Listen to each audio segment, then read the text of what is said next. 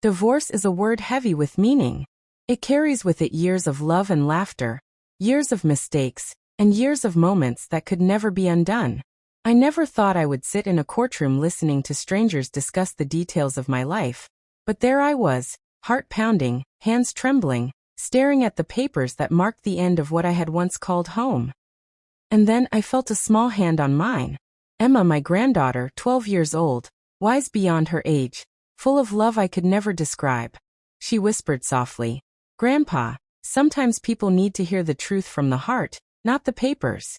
I didn't understand then, but I was about to. The courtroom was quiet, but inside me, a storm was raging. All I could think of was how I had failed, how I had lost, and how I feared losing the only person who mattered more than anything, my family. I didn't notice when Emma reached into her pocket and pressed play on a small recorder. The sound filled my ears and suddenly, the world outside seemed to vanish. It wasn't music or a song. It was her voice, her words, her memories of us together. She spoke about love, forgiveness, and the importance of family. Every word felt like a warm hand on my heart. I realized then that my granddaughter had done something I never could. She had reminded me of what truly matters. And just like that, the courtroom fell silent. Everyone listened, not to the papers, not to the lawyers, but to the voice of a 12-year-old who reminded us of humanity, compassion, and hope. Divorce. Just saying the word out loud can make your chest tighten, your stomach twist, and your heart ache. It's a word I never imagined would define my life. Yet there I was, sitting in a courtroom with strangers staring at me, discussing my most private moments, my failures, my regrets, as if they were reading from a script written by someone else. And in that moment, I realized just how fragile life can be, and how easily love can feel lost. I had loved. I had laughed. I had believed in a life built on promises. But promises can break.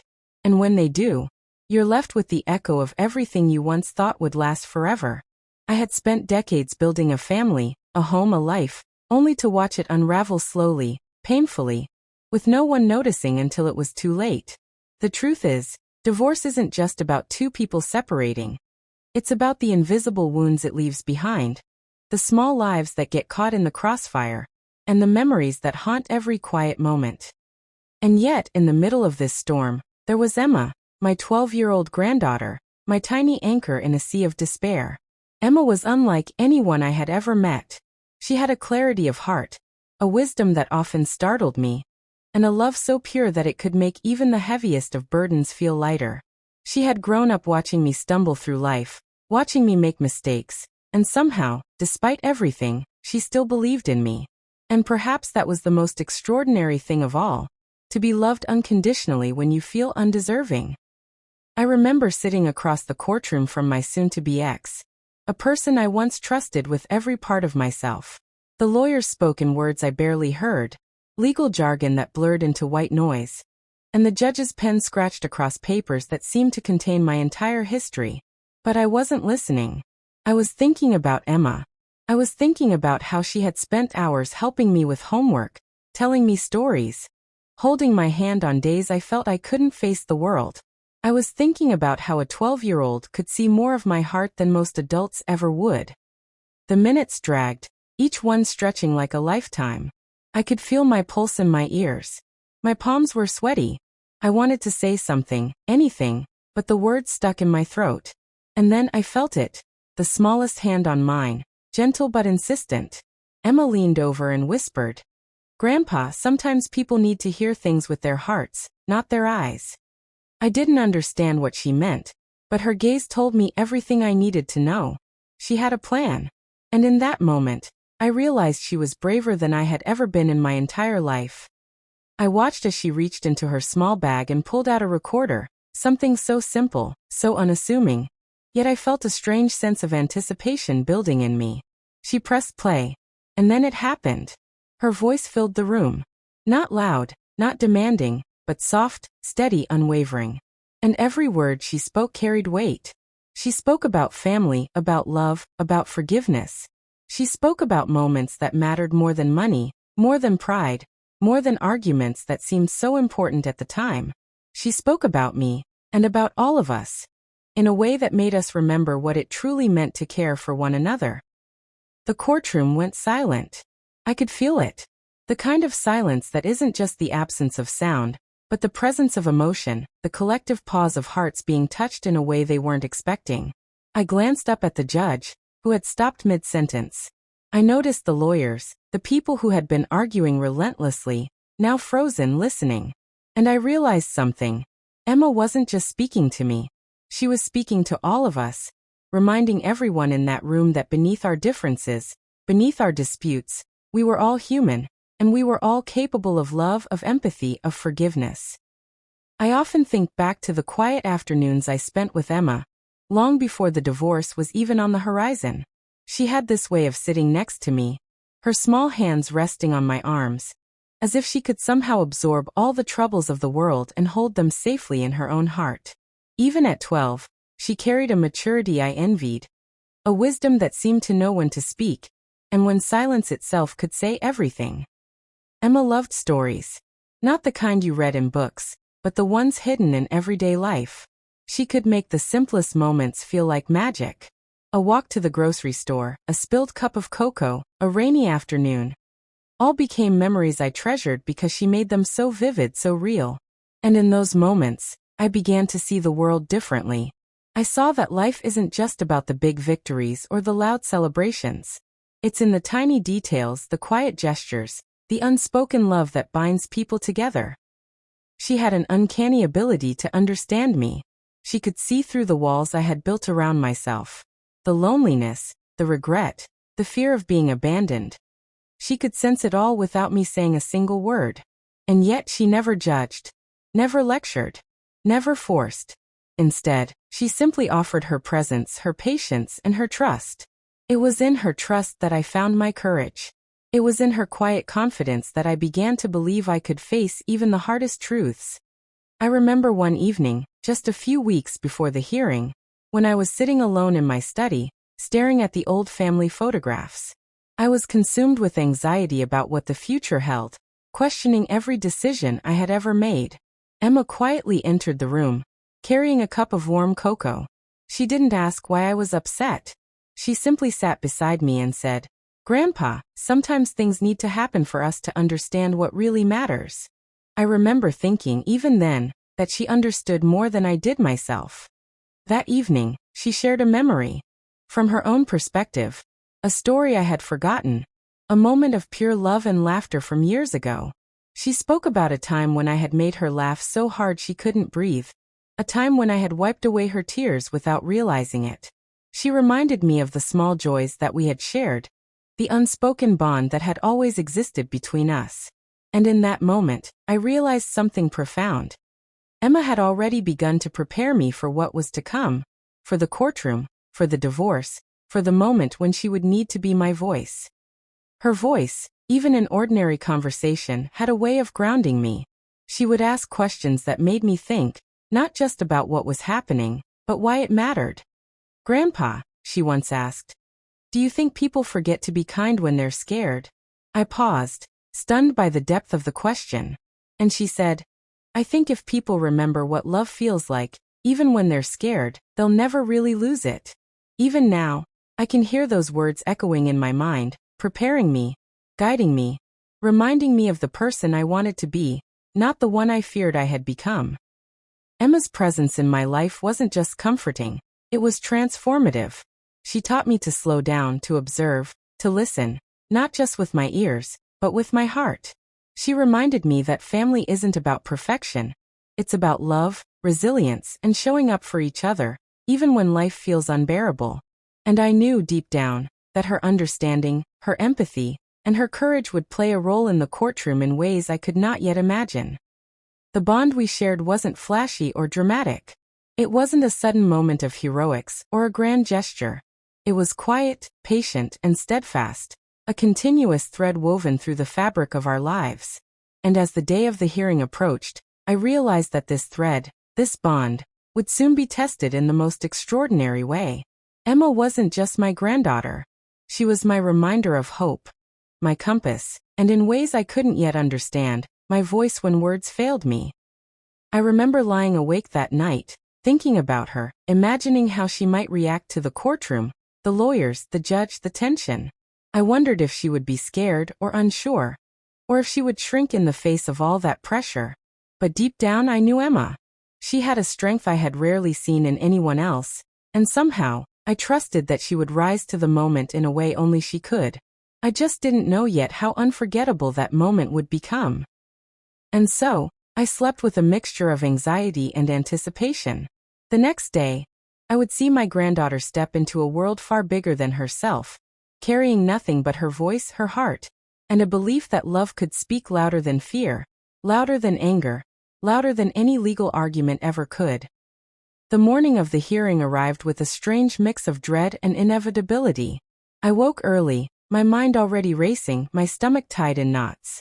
Every sound seemed amplified: the creak of the floorboards, the distant hum of traffic, the soft footsteps of Emma as she moved through the house. She was calm, impossibly calm, and I envied her. For her, this wasn't just a courtroom. For her, it was an opportunity to remind me of what truly mattered. We arrived at the courthouse in near silence. I felt as though everyone in the building knew the weight of my failure, the depth of my regrets. The courtroom itself seemed colder than usual, more intimidating, more clinical, more final. I could see the judge reviewing documents, the lawyers shuffling papers, the staff moving quietly in the background.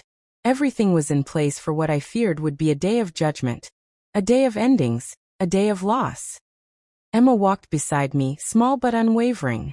I could feel her hand brushing against mine once in a while, and each time, it grounded me, reminded me that I wasn't alone, that someone believed in me, that someone loved me unconditionally. Her eyes met mine briefly, and I saw in them a depth of understanding I had never earned. She knew I was scared.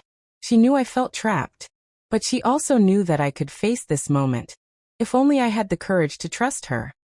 As we sat down in our designated seats, I became acutely aware of every person in the room.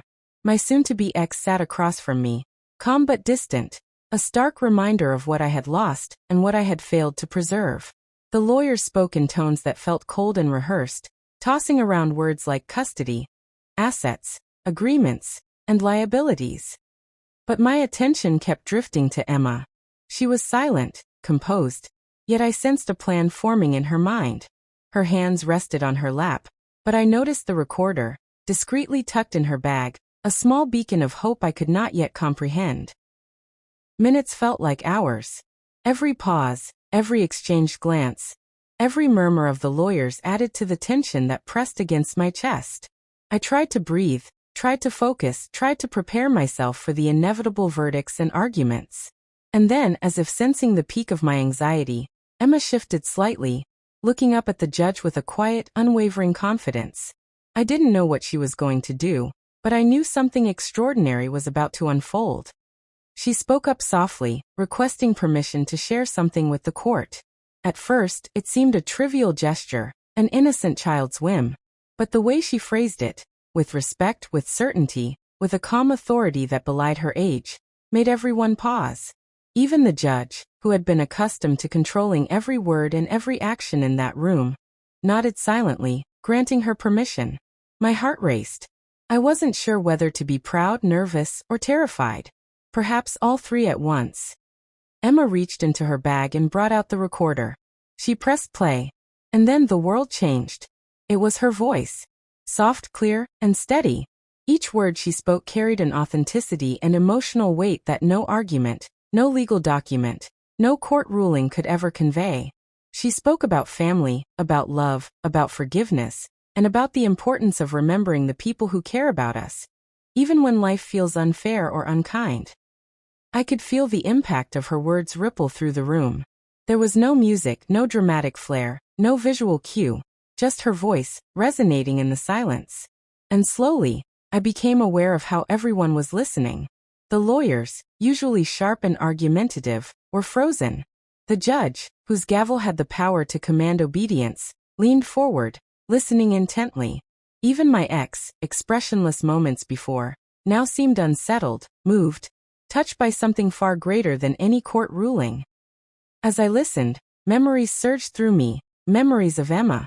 As a baby, her first steps, her first words, our quiet talks at night, the afternoons spent laughing and learning together. Every word she spoke reminded me of the bond we had, the love that endured beyond mistakes and misunderstandings. And in that silence, in that moment, I realized that what she had given us all was more powerful than any legal argument. Perspective, empathy, and the reminder that love could still guide us, even in the midst of loss. The recording continued, weaving stories of her own reflections, her hopes, her belief in family. And as I sat there, holding back tears, I understood that this was more than just a recording.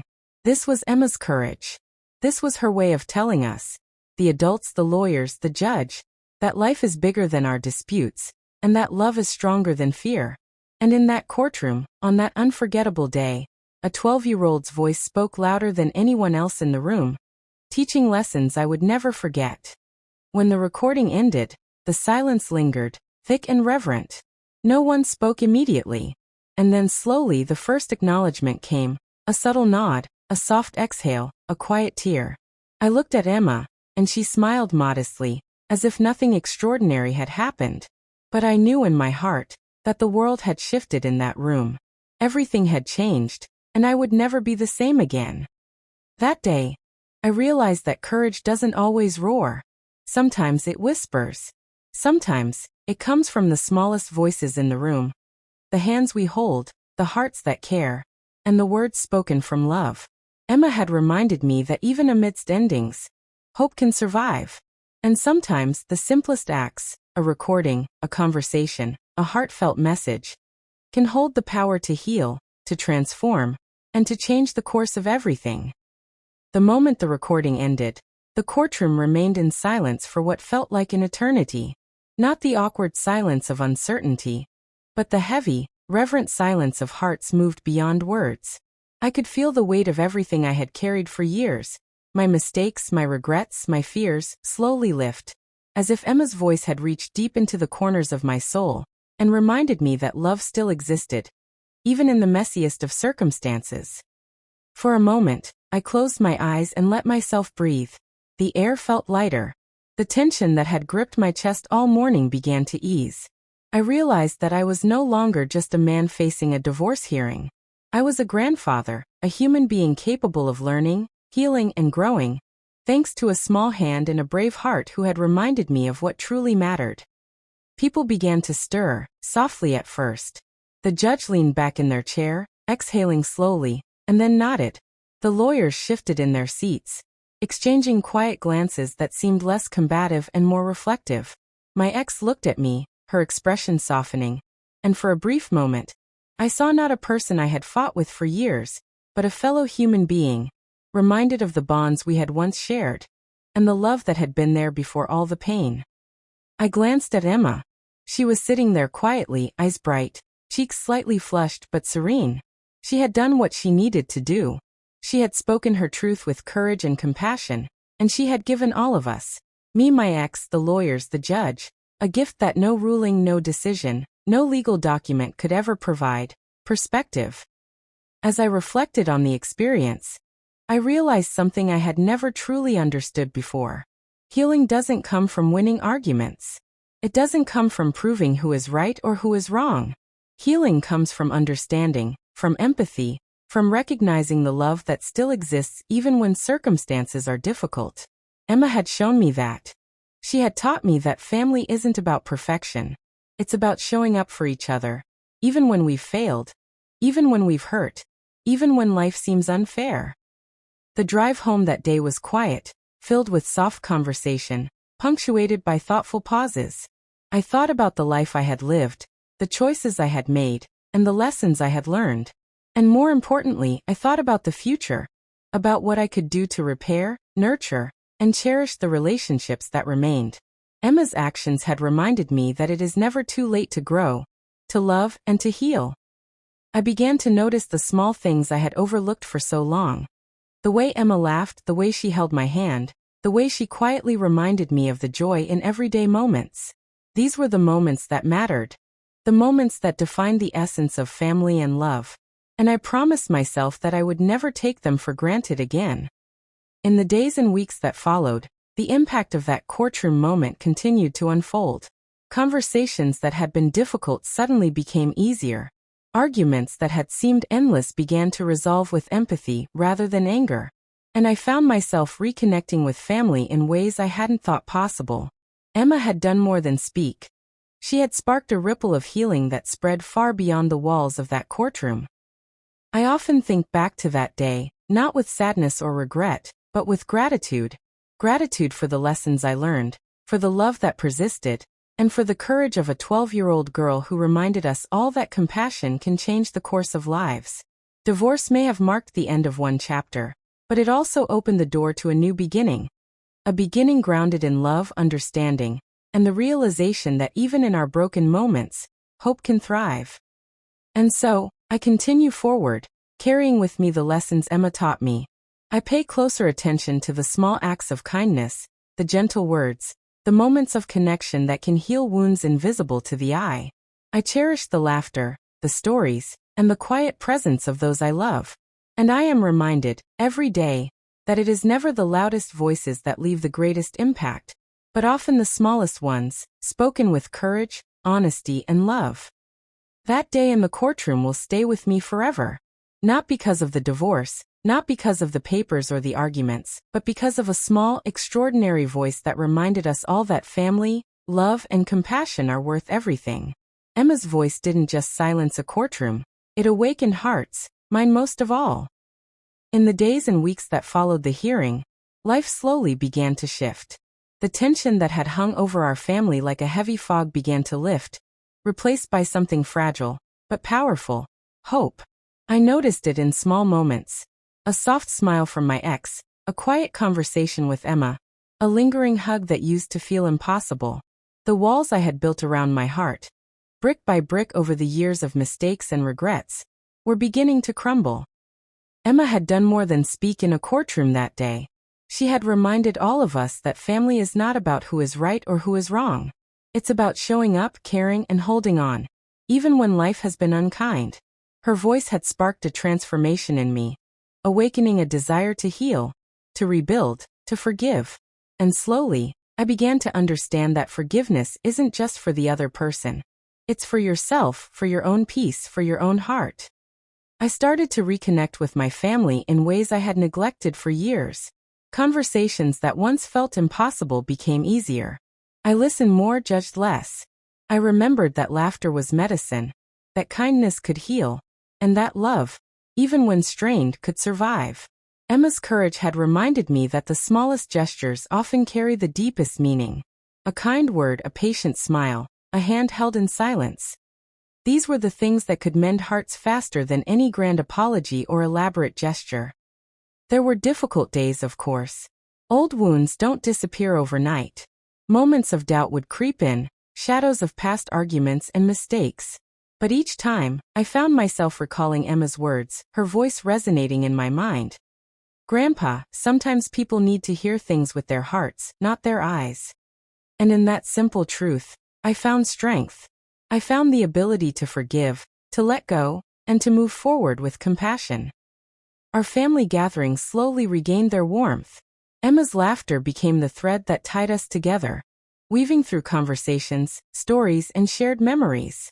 I began to cherish the simple moments, a walk in the park, a quiet evening at home, a cup of tea shared with someone I once thought I had lost. Each day, I realized that healing wasn't an event. It was a process, a series of small, intentional acts of love and attention. I reflected often on how much I had learned from Emma. A 12-year-old had taught me lessons I had failed to learn in decades. She had shown me the power of courage, the strength in kindness, and the profound impact a single voice can have when it speaks truth from the heart. And in turn, I hope to live my life in a way that honored those lessons, by being present, by listening, by nurturing the bonds that truly matter. Even my relationship with my ex shifted. We learned to communicate without anger, to negotiate without resentment, and to prioritize our shared love for family over old grievances. It wasn't perfect, and it never would be, but there was growth, and that growth was real. And throughout it all, Emma remained our guide, our quiet teacher, the heart that reminded us why family is worth fighting for. Not with words or arguments, but with patience, understanding, and love. In the months that followed, I began to notice subtle transformations in myself. I became more patient, more empathetic, more aware of the people around me. I started noticing small acts of kindness that I had previously overlooked, and I made a conscious effort to reciprocate them. I realized that love isn't just about grand gestures. It's about consistency, attention, and the courage to keep trying, even when life feels difficult. Emma continued to surprise me with her insight and maturity. She never sought recognition, never demanded praise. She simply lived in a way that reminded all of us of the beauty of compassion, the importance of listening, and the power of courage. And through her example, I found a renewed purpose: to live more consciously, to love more openly, and to never take the people I care about for granted again. The greatest lesson I learned from that day in the courtroom was simple, yet profound. Healing is possible, even in the aftermath of pain. Love can endure, even when it has been tested. And sometimes it takes the smallest voice, the bravest heart, to remind us of what truly matters. Emma's voice had been that reminder, and it changed everything. My heart, my family, my life, all had been touched by a courage that could only come from love. And so, as life continued, I moved forward with gratitude and humility, holding close the lessons she had taught me. I knew that challenges would come again, as they always do. But I also knew that love, patience, and understanding would guide me through them. And in the quiet moments, I still hear her words, her voice, and I am reminded.